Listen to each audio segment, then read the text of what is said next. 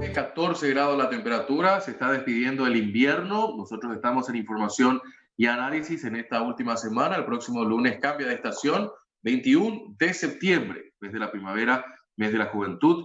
Veremos que realmente hay unas ansias entre todos de que las cosas mejoren a partir del cambio de estación y ojalá que sea así para el bien del país.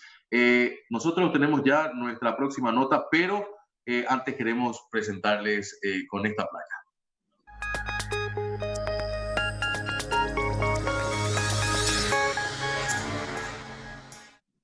Estamos ya en comunicación, agradecemos mucho su tiempo con el general Carlos Licera, general retirado de las Fuerzas Armadas de nuestra nación. Definitivamente uno de los temas principales es esta situación de conflicto que tenemos en la zona norte del país. EPP, Defensa y Seguridad Interna del Paraguay, es el título que queremos poner a esta nota. Don Carlos Liceras, gracias por acompañarnos. ¿Cómo está? Buen día. Muy buen día para vos y para los televidentes. Soy el agradecido por darme esta oportunidad de estar con ustedes. Esta mañana el diario El Independiente saca un título bastante fuerte que hace referencia a esta situación que estamos viviendo y titula de flojos, en realidad también la situación por parte de las autoridades que están llevando adelante este proceso. ¿Coincide con esa terminología, comandante? Yo no coincido con esa terminología de flojos, considerando el tipo de conflicto que estamos teniendo.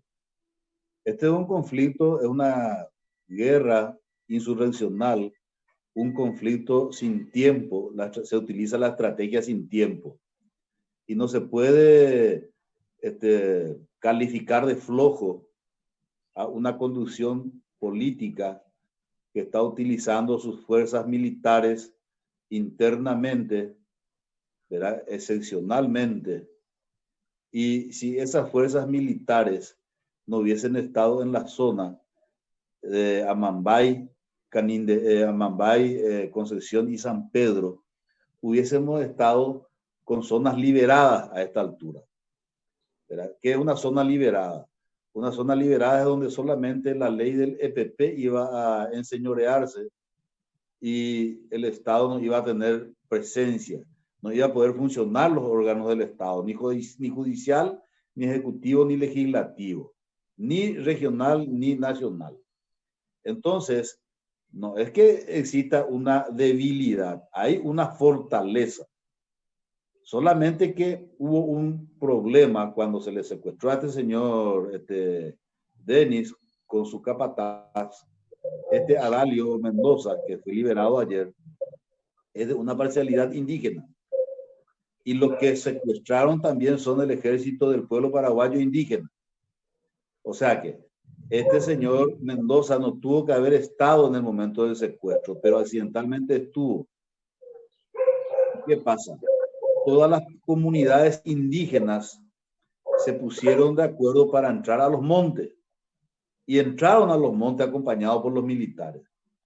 Pero estas comunidades indígenas, en una actitud hasta por desconocimiento y hasta irresponsablemente, entran en una zona de combate donde existen montes activados.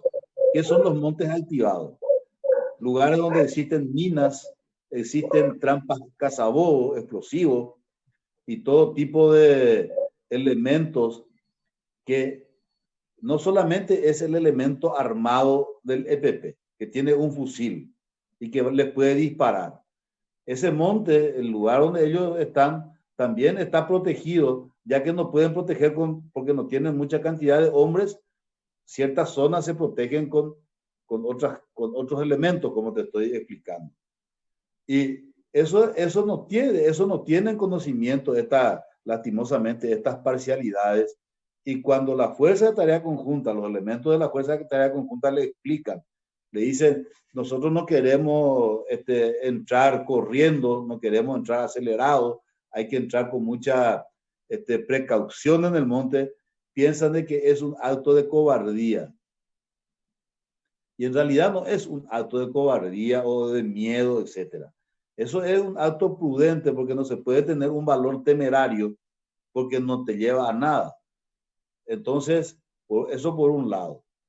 Por otro lado, yo estoy pensando que le salió mal este accidente de secuestrarlo a Mendoza. ¿Por qué? Porque ellos justo ahora están reclutando indígenas. Parcialidades indígenas están siendo reclutadas por el EPP y están siendo formados ideológicamente. ¿Y por qué digo de que el EPP quiere ser simpatizante de los nativos, de los indígenas? Porque $2 millones es uno de los requisitos que se entrega a las comunidades indígenas en alimentos. ¿Y por qué no se le entrega a otros estamentos sociales, a otros paraguayos pobres? Porque a los indígenas. Y justo secuestran a un indígena. Eso hace de que el EPP mañana no tenga la oportunidad de reclutar nuevos soldados de esas parcialidades indígenas, ¿verdad? Entonces, realmente ahí se produce un fenómeno muy, vamos a decir, desfavorable para el EPP. Y el otro fenómeno y el otro error estratégico por parte del EPP es el haber secuestrado a un político de prestigio, un ex vicepresidente que tiene las condiciones de bondad, tiene una familia constituida, un hombre de bien, un político, vamos a decir, puro, ¿verdad? ¿Te imaginas si le pasa algo? Todo el pueblo paraguayo está en contra, ahora ya están en contra. Las manifestaciones en Concepción, las manifestaciones en Asunción y en toda la República a favor de que se lo libere. Entonces, yo creo que fue un error estratégico, político estratégico, de los conductores políticos del brazo armado de EPP en esta lucha al seleccionar ese blanco. Y lo habrán seleccionado al señor Denis, porque el señor Denis, en su inocencia, creyendo de que porque él no le hace mal a nadie, no necesita de guardia de seguridad, de personal de seguridad, entonces andaba solo. Y es mucho más fácil secuestrar a un hombre solo que a un hombre que tiene escolta. General Liceras, esta situación también lleva a un campo que me imagino ustedes analizan mucho como fuerzas militares, que es el de la percepción. Porque la percepción es justamente de que no se está haciendo mucho, de que durante mucho tiempo la Fuerza de Tarea Conjunta, con presupuesto, con tiempo en campo, no logra terminar con el EPP. ¿Qué es lo que pasa realmente? ¿Por qué la percepción de que 35 hombres son mucho más que una unidad especializada de las tres fuerzas de combate? Justamente por eso. Esa percepción se tiene porque se hace la comparación hombres versus hombres. 35 hombres versus 1000 hombres. Pero este tipo de guerra no es ese tipo de guerra. Este tipo de guerra no se, el combate no es de enfrentamiento, no es un combate regular en donde un ejército enfrenta a otro ejército.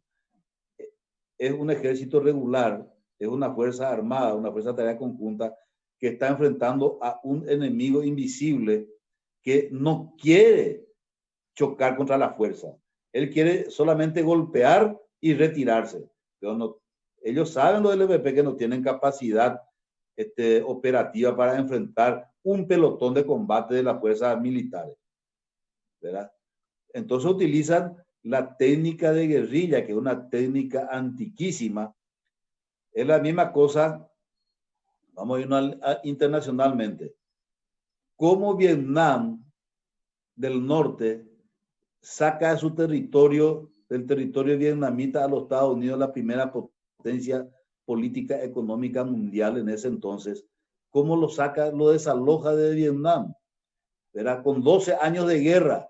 ¿Por qué los bombardeos? ¿Por qué los portaaviones? ¿Por qué los satélites? Nada sirvió contra la guerrilla. ¿Y por qué los afganos sacaron de su territorio a los rusos? ¿Verdad? Con guerrilla. La guerrilla es lo más terrible que existe porque, como decía un propio general vietnamita del norte, del Vietcong, a un elefante como los Estados Unidos no se debe poner un caballo enfrente, porque le va a pasar como topadora. Hay que ponerle un mosquito, y el mosquito se llama el guerrillero. Te pica y se retira. Entonces el elefante se enloquece. Te estoy dando una en sentido figurado. Y vos podés poner todo el ejército paraguayo en la zona, con toda la Policía Nacional, que no le van a agarrar al mosquito porque son estructuras grandes, pesadas, que otra es su función y otra es su misión.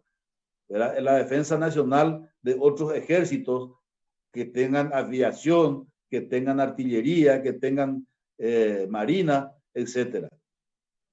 Pero General, cuando se entra en la pequeña guerra, en la guerra de guerrilla, entonces son otras las reglas. Entonces la gente tiene la percepción, ¿verdad?, de las películas, del combate, como los soldados, nosotros somos, inclusive hacen comparaciones con la guerra del Chaco. Es muy diferente porque en la guerra del Chaco había contra qué chocar, ¿verdad? Pero ahora en el monte no hay contra qué chocar. ¿Contra qué va a usar tu elemento de combate si no tenés alguien que te enfrente? ¿Verdad? ahora, Entonces, ahí está la... Sí. sobre eso, general, porque tengo que hacer una pausa de un minuto y me gustaría hablar a la vuelta sobre cómo ve el futuro de esta situación en particular. Pero esta gente que se autodenomina Ejército del Pueblo Paraguayo, no sé si por convicción o por temor tienen también el apoyo de la gente en terreno. ¿Puede ser así? ¿Lo tiene cooptada la gente de la zona norte o la gente de la zona norte está convencida también de esta lucha? Bueno, no tenemos un estudio profundo, ¿verdad?, de eso. Yo no tengo, ¿verdad? Yo solamente analizo lo que los medios, las fuentes abiertas me dan, ¿verdad? Probablemente alguna unidad psicopolítica de las Fuerzas Armadas y de la Policía Nacional principalmente, porque tenemos que considerar que la Policía Nacional sería la responsable de dar un informe psicopolítico de cómo está ese pensamiento de esa población y hasta dónde es la profundidad de la captación de simpatizantes por medio del EPP. Por Porque eso, es yo le ahí pregunto, realmente...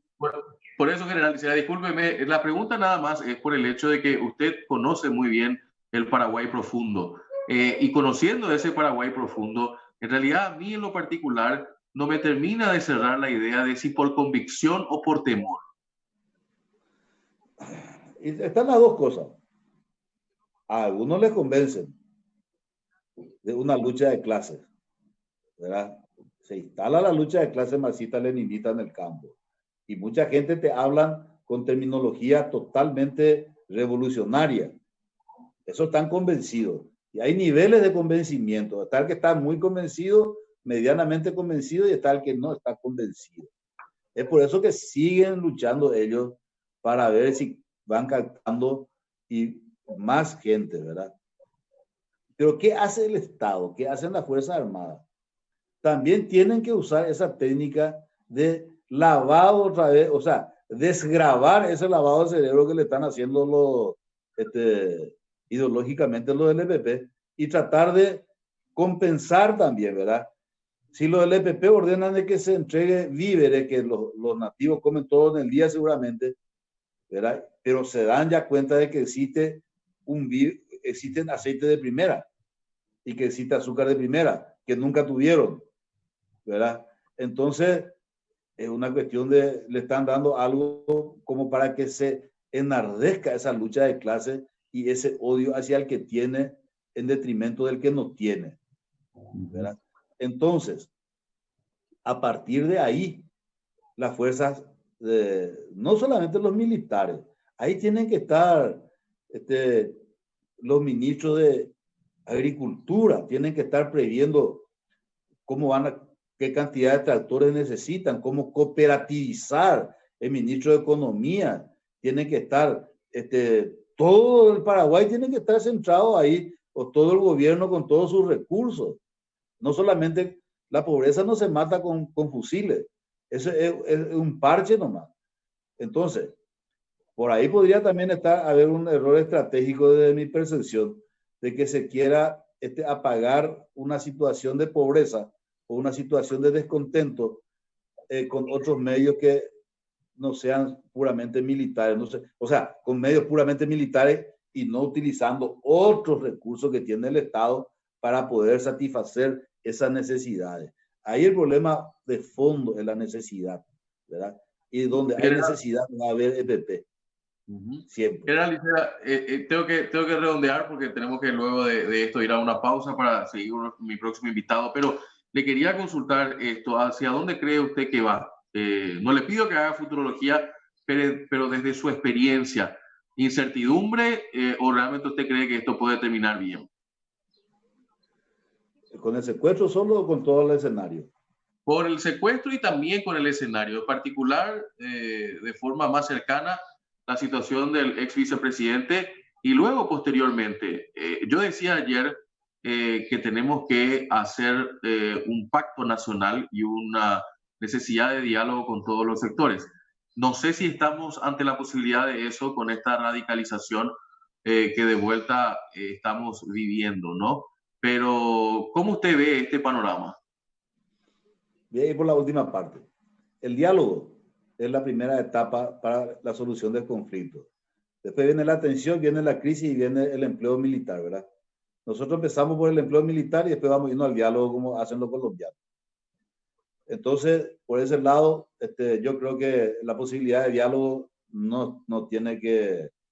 Segundo, si yo fuese el elemento político del EPP, la cabeza política, ordenaría que se libere inmediatamente al señor Denis porque está perjudicando a la causa del EPP. Si soy del parte del gobierno, aprovechar hoy 15 de septiembre todos los recursos del Estado, así como se utiliza para el COVID, ¿verdad? Para eliminar amenaza virus, utilizar para amenaza EPP todos los medios disponibles del Estado. Recursos no solamente de armamento, porque la gente piensa de que los 15 millones de dólares que se dan a la fuerza de tarea es para el soldado. Ahí va para el comando de ingeniería, para las topadoras, para hacer los caminos, para construir las escuelas, para hacer acción cívica en la población, para poder, porque ese es el combate, ¿verdad? La gente piensa que como con 15 millones de dólares no van a poder eliminar a 20 hombres en el monte. No, no es así. El sacar de la cabeza del paraguayo, ¿verdad? Esa confrontación de lucha de clases. Para eso se está utilizando y sacarle de la pobreza, elevar el nivel, ¿verdad? De bienestar, porque ahí es donde el Estado debe llegar, con el bienestar, que esa población esté bien. General Liceras, le agradezco muchísimo su tiempo. Esperemos volver a hablar en los próximos días y con buenas noticias ante el deseo de todos de que se lo libera a este señor y a los otros secuestrados también. Gracias por su tiempo. Gracias a ustedes por la oportunidad, muy amable. Estábamos hablando con el general retirado Carlos Liceras sobre la situación del EPP, justamente Defensa y Seguridad Interna del Paraguay. Hacemos la pausa, enseguida estamos con nuestro próximo invitado.